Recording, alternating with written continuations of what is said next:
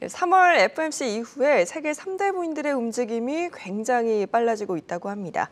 실제로 그들의 움직임을 잘 읽으면 작년 대비해서 많이 줄어든 우리 투자 수익률 대비해서 굉장히 나은 성과를 내지 않을까 하는 생각이 드는데요. 그래서 오늘 이 부분 짚어보는 시간 준비했습니다. 한국경제신문 한상춘 논설위원 나오셨어요. 어서 오세요. 네, 안녕하십니까.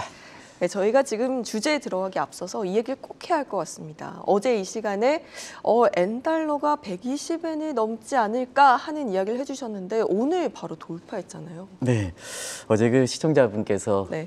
느닷없이 일본 얘기를 하고 N달러 환율을 얘기해서 진짜 오랜만에 얘기했는데요. 120엔 돌파할 가능성이 있다 하는 말씀을 드렸는데 오늘 121엔까지 바짝 다가서는 그래서 엔화가 추락하고 일본이 상당히 안 좋은 상황이 이렇게 되고 있는데요. 사실 오늘 이강은 앵커의 그 옷 빨간 옷이 굉장히 유독히 빨갈 보입니다. 네. 그래서 우리로 얘기하면 빨간 표시가 증시가 상승했다 그렇죠. 이렇게 의미지 않습니까? 네. 근데 오늘 그 뉴욕 주가가 이렇게 올랐지만 저렇게 빨갛게 되는 이유가 그렇게 명확지 않습니다. 그러다 보니까 어제 파월 의장의 매파 발언을 극복하고 올라갔다. 또 이유 없는 급등이다. 이렇게 국내 언론들이 있는데요. 확실한 근거가 있습니다. 오늘 국채금리도 더더구나 미국의 10년 금리가 2.38%에서 굉장히 많이 올라갔지 않습니까? 그런 과정에서는 오늘 소위 무슨 부인의 움직임이 주목하실 필요가 있다는 걸 말씀드리겠는데요.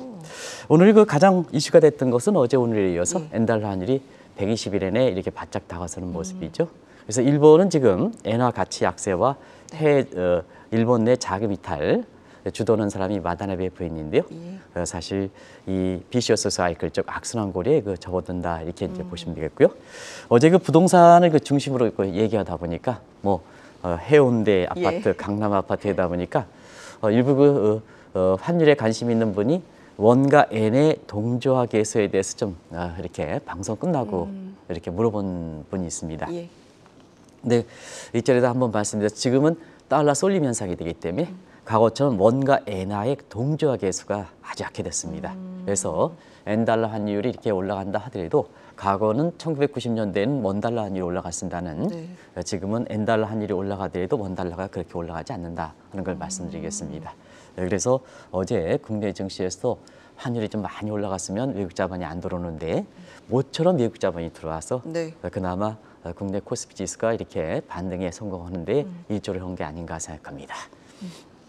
그리고 저희가 지금 어제도 그렇고 와타나베 부인에 대해서 굉장히 이야기를 많이 하고 있는데 지금 엔화 가치 약세도 와타나베 부인이 주도하고 있다 이런 말씀을 해주셨잖아요. 그런데 보면 전 세계적으로 굉장히 여성들의 움직임이 최근에 활발한 것 같습니다. 네, 일절에 그 돈의 속성 가지고 여성에 맞는가 남자에 맞는가 하는 쪽을 그 말씀드려서 상당히 좀 곤혹스러운 그 이렇게 게시판에 보니까 곤혹스러운 얘기를 하는데요. 사실 돈의 흐름은 여성들이 재테크를 잘한다 이렇게 많이 알려져 있거든요.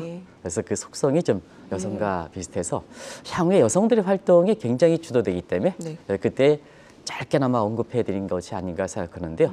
지금 여성들의 활동이 굉장히 눈에 띕니다. 뒤쪽 한번 배경에 우리 정영국 PD께서 세계를 주도하시는 여성분들을 보겠습니다. 다 해리스라든가 제닛 앨런이라든가 그다음에 크리스틴 라가르도 그리고 게로그바 IMF 총재, 요 분은 잘 모르시죠? 이 저분이 이제 잘 모르시는 얼굴이 있는데요. 저분이 페드를 그 사실상 주도하고 있는 소위 그 브레이너 이사다 이렇게. 근데 이사에서 지금은 통화정책 담당 부의장으로 갔죠. 근데 사실 그 바이든 대통령의 페드 내 복심은 브레이너 부의장입니다. 그래서 세계 그 국제금융을 주도하는 이런 사람들이 대부분 다 여성으로 채워졌다 이렇게 보시면 되겠는데요. 이렇게 여성이 되다 보니까 이강은 앵커께서 아침에 이렇게 방송을 하고 우리 그 국내 증시라든가 경제계를 이렇게 이끌고 있으십니다는 이게 여성들이 경제 활동에 차지한다 해서 새로운 용어들이 많이 나오죠. 우먼 플러스 이코노믹에서 우머노믹스라는 표현을 쓰고요. 아예 그냥 여성화된다 해서 우머나이제이션이라는 새로운 용어까지 나온다 이렇게 됐습니다. 이 용어를 왜 얘기하냐면 국제 간 자금에 지금 미국의 금리가 빨리 올라가지 않습니까? 오늘도 국채 금리가 2.38%까지 올라가지 않습니까? 그래서 금융위기에는 자금들이 대부분 다 사실 금리 차익이든가 환차익 같은 이런 캐리 자금들이 그 주도하고 있는데요. 이 캐리 자금을 주도하는 사람들이 대부분 다 무슨 부인 무슨 부인 해서 여성들이 이렇게 주도한다 이렇게 보겠습니다. 사실상 그 국제적으로 보면 마담이라는 표현을 쓰는데요. 예.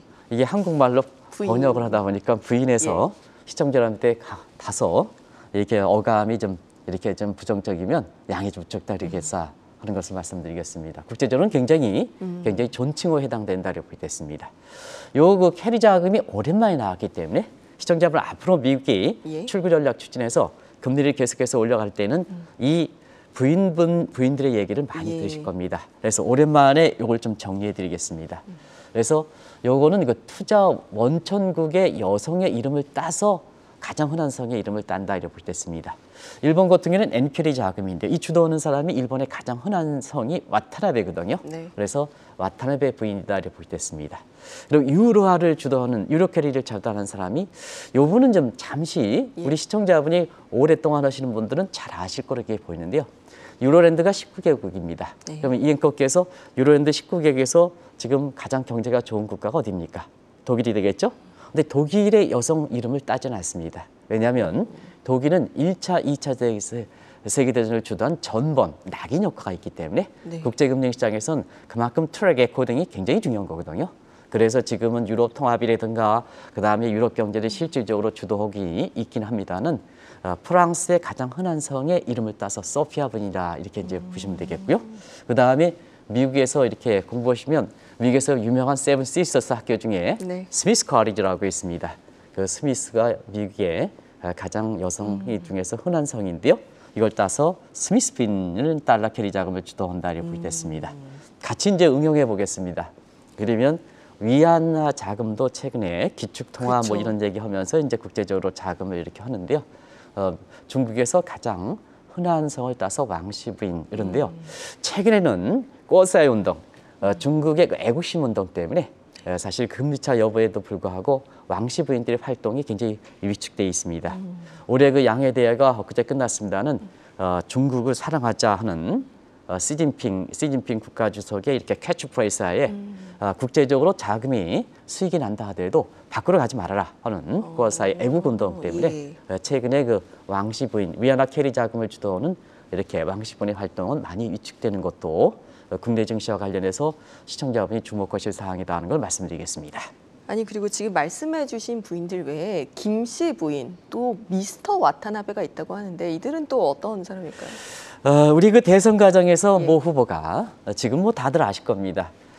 사실 그 선진국 느닷없는 선진국 얘기하고 MSCI 선진국 지수 편입 얘기하고 이렇게 하는데요.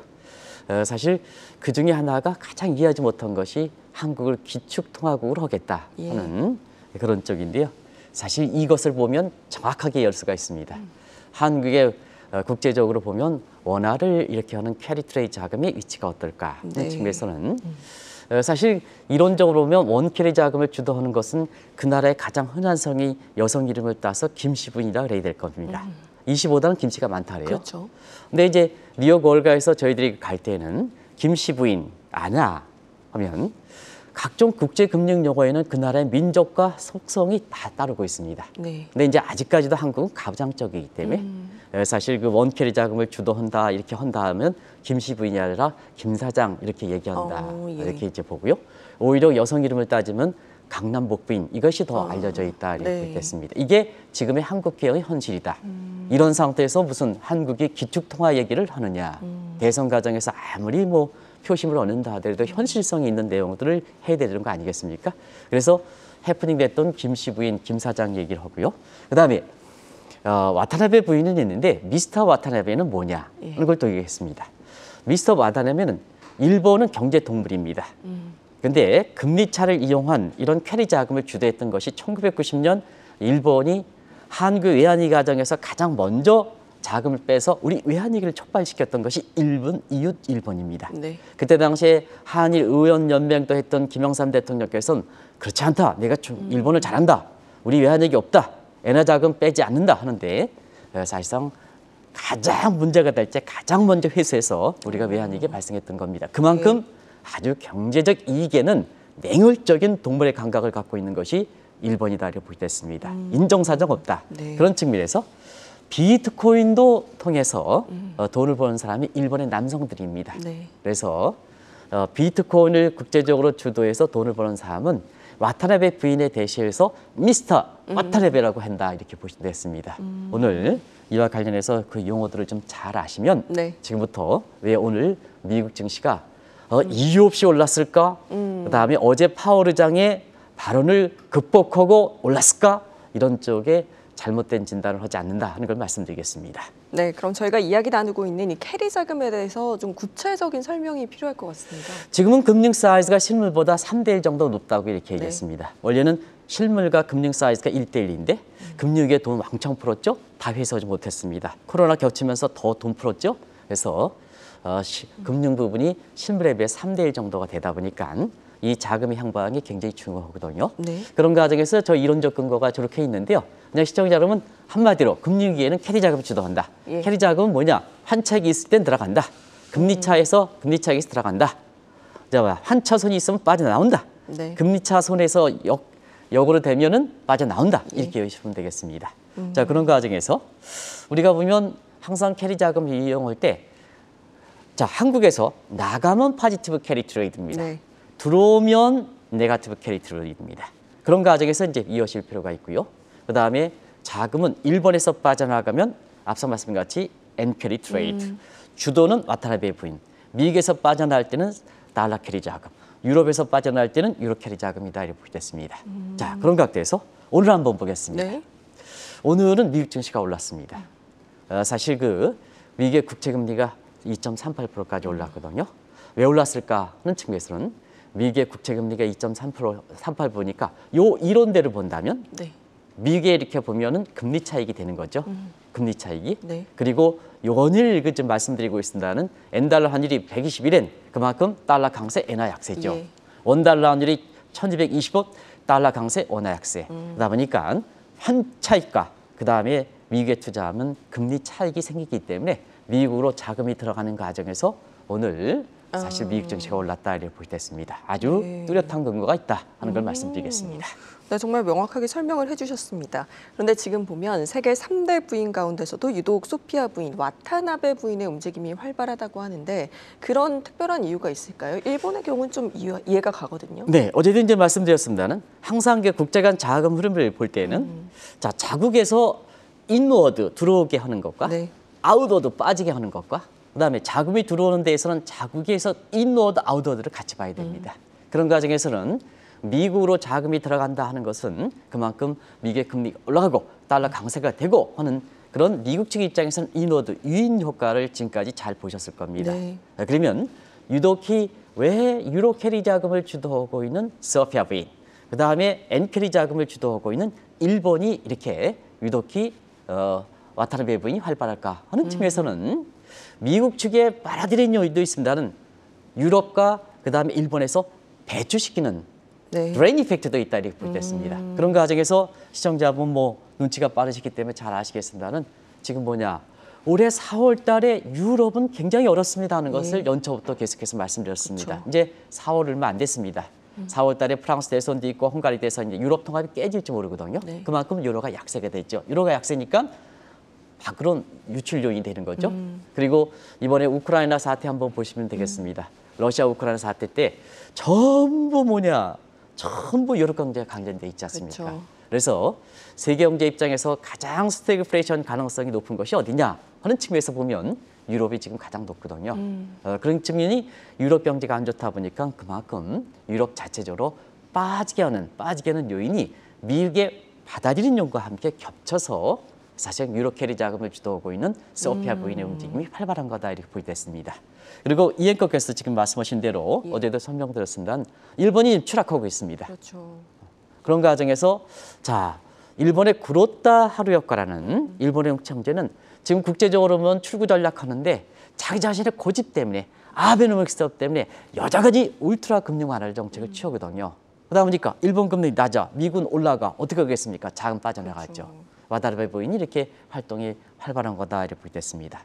공교롭게도 소피아 부인과 와타나베 부인 같은 경우는 공교롭게도 공통분모를 찾는다면 어제의 와타나베 부인은 전통적으로 호주라든가 뉴질랜드 투자하고 있다 이렇게 해서 한국의 해운대 아파트도 투자하고 네. 있다 이렇게 말씀드렸습니다는 공통분모 보겠습니다. 소피아와 와다나베 공통 본문은 어디로 갈까? 미국 투자입니다. 그래서 지금 상태에서 미국 증시도 오늘 미국 증시가 그렇게 녹록지는 않았었거든요. 예. 왜 그러냐면 우리가 미국 경제가 좋다는 것보다도 오늘 미국 경제에 대해서 연착륙이 어렵다고 이렇게 예, 우리 캐스업 있지 않습니까? 네, 지금 미국 경제에 대해 계속 어렵다 얘기하지 않습니까? 그럼에도 불구하고 이 미국 투자가 이렇게 올라가는 것은 금리, 달러 강세 환차익 이런 부분이거든요. 네. 그리고 지금 상태에서 시청자분들 아시겠습니다는 지금 돈이 많은데 아직까지 본격적으로 자금이 선 건 아니거든요. 예. 자금 많은데 자, 어디 투자할까? 그래도 미국이다. 그리고 저가에서 경기 부양책이 기회는 3월에 이제 중국 주식의 매수를 추천했는데요. 중국 정도 이렇게 이제 보여지는 거거든요. 네. 그래서 믿을 곳은 미국의 주식뿐이 없다 해서 There is no alternative. T나라는 얘기를 계속해서 예. 말씀드리는 것도 바로 그렇다 이렇게 보겠습니다. 우리 그 아침에 나오는 김현석 특파원, 정의설 특파원, 신인규 특파원 얼마나 연일 고생하십니까? 바로 뭐냐? 지금 수익이 나든 안 나든 믿을 수 있는 것이 결국 미국이기 때문에 전부 뭐냐? 국내 언론들이 지금 미국에 대해서 전부 이제 따라오고 있는데요. 김정호 사장이라든가 이런 분들이 왜 이렇게 현재 많은 비용을 들여가도 가냐? 당분간 미국분이 없다 이런 측면에서 네. 선도하는 역할이 아마 국내 언론을 다 쫓아오게끔 하는 그런 배경이 되는 것이 아닌가 생각합니다. 네, 정말 이렇게 캐리 자금이 어디로 향하는가 이 방향성을 보면 우리 국내 투자자들 역시 조금 투자하는 데 수월하지 않을까라는 생각이 듭니다. 근데 제가 아까 시간 전에 잠시 언급을 드렸었지만 PI7 회의 네. 가 굉장히 벌써부터 주목을 받고 있다고요. 네, PI7 회의는 아마 설명드린 적이 있습니다. 새로운 용어는 아니고요. 네. 그래서 PI는 Private Investor, 시청자분이 많이 하는 개인 투자자다 이렇게 됐습니다. 우리가 코로나 이후에 디지털화되면서 기관의 역할이라든가 이런 것보다는 개인의 역할이 굉장히 커졌지 않습니까? 네. 그래서 증시라든가 이런 측면에서는 금융시장에서 개인 투자 역할이 굉장히 큰 거거든요. 자, 개인 투자가들이 이게 딱 하는데 개인 투자는 쓸쓸히 흩어져 있거든요. 네. 그다음에 어떤 데 무슨 물적 불안해가지고 내가 당한다든가 예를 들어서 나중에 말씀드리겠지만 테크 레이시오에서 카카오를 투자했는데 이게 뭐 있으면 또 바꿔 120개. 네. LG 했는데 LG 에너지 솔루션은 바꿔 LG 투자가는 뭐 하십니까? 이런 측에서 개인 투자가들 올리는. 그다음에 무슨 금융 사고 저질러 손실은 내가 거리 정지가 되지 않습니까? 그래서 이걸 가지고 연대해서 내 권한을 옹호시키겠다 하는 것이 사실 프라이빗 인베스터의 연합이다 이렇게 됐습니다. 회의도 열립니다. 프라이빗 인베스터 7A다에서 프라이빗 인베스터 7A다 이렇게 해서 요건 이제 세븐은 뭐냐? 네. 3대 부인. 앞서 말씀드렸지 와타나베 부인, 스미스 부인, 소피아 부인 이렇게 네. 해서 그리고 나머지 4대 개미가 있지 않습니까? 동학개미. 네. 그다음에 러빈푸드는 이제 미국의 개인 투자가들 통칭하는 겁니다. 원래는 좀 거리서지만 통칭해서 러빈푸드다 이렇게 얘기고요. 닌자, 일본의 네. 닌자 개미. 그다음에 중국의 청년부추. 아주 그 4대 척 해서 개인 투자가 있을 때 동학개미 역할이 굉장히 저가 되는데요. 이런 것이 합쳐서 앞으로 어디에 투자할 것이냐, 어디에 투자할 것이냐 하는 쪽을 서로 연대하는 움직임이 되는데요. 네. 사실 최근에 보면 이런 와타나베 부인이라든가 소피아 부인의 활동이 굉장히 빠르다 보니까 올해 프라이빗 인베스터 7 회의도 국제적으로 오히려 서방 선진 7개국의 G7 회담에 정치 군사적으로 관심이 있지만 투자자 입장에서는 오히려 이것도 굉장히 관심을 일으키고 있다 하는 것을 말씀드리겠습니다.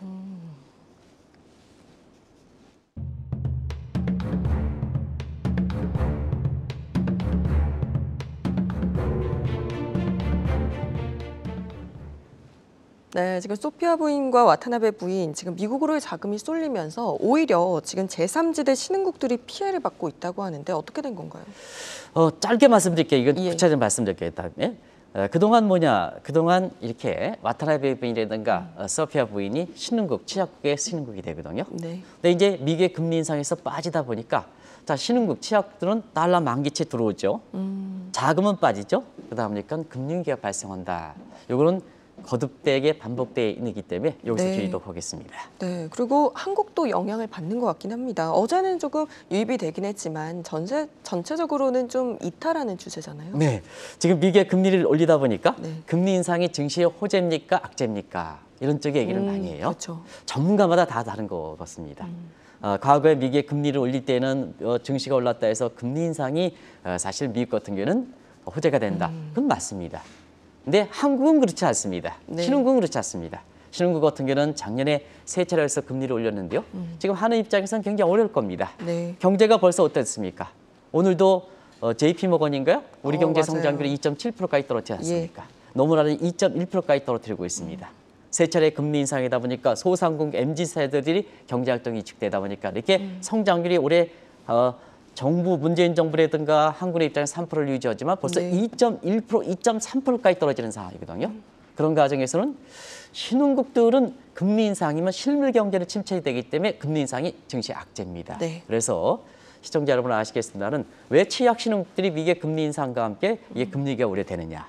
한국 같은 경우는 왜 한국은행이 세 차례 금리 인상이 되고 난 이후에 외국 자본이 주도적으로 추세적으로 떨어질까, 네. 이탈될까. 그래서 지금 삼성전자도 7만 원 선에 헤매고 있죠. 우리 대형주 위주의 전부 하다 보니까 코스피도 2,700, 과거에 뭐 4,100 가는 게 2,700이죠. 그쵸. 원달러 오늘도 1,220원에서 굉장히 많이 올라가죠. 그런 바탕이 되고 있다 이렇게 보겠습니다. 한국도 사실은 금리 인상이 우리 경제에 선제적으로 빨리 올린 것이 증시라든가 경제에 마이너스적인 요소다 이렇게 보겠습니다. 그리고 그런 부담 때문에 자 와타나베 부인이라든가 스미스 부인이 한국에 들어오지 않는 거다 이렇게 이제 보시면 되겠습니다. 그러면 이들이 한국에 돌아오게 하려면 어떻게 해야 할까요? 결과적으로 보면 자 약소국은 항상 주도국의 입장에서 먼저 가면 안 됩니다. 네.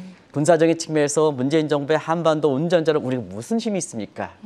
미국의 금리를 올렸는데 한국이 먼저 금리 올려 우리가 무슨 놈의 주도국입니까? 그래서 글로벌 추세에 이렇게 쫓아가는 움직임이 굉장히 중요하다 이렇게 보겠습니다. 그리고 아마 몇 가지 상황에서 말씀드렸는데 간단히 적어있습니다. 여기서 지금은 신정부 윤석열 이렇게 대통령 당선자가 이끄는 이렇게 정부에서 보면 그냥 글로벌 추세에 좀 이렇게 짜쳐갔으면 하면 됩니다.